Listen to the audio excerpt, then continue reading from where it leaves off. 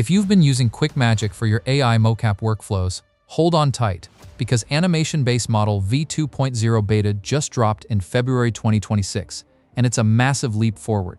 We're talking physics optimization 2.0 integrated into both v1.0 and v2.0, way better handling of jumps, falls, climbing, occlusion, center of gravity shifts, and complex terrain. No more floaty feet or weird limb guesses. This thing predicts motion even when parts are out of frame. The upgrade v2.0 built on v1, but massively improved for high dynamic, force-heavy actions. Better pose reconstruction, trajectory accuracy, and even some motion prediction for occluded, out-of-frame limbs.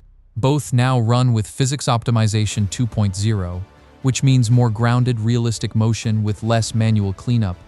Official release notes dropped early Feb 2026, huge for complex scenes.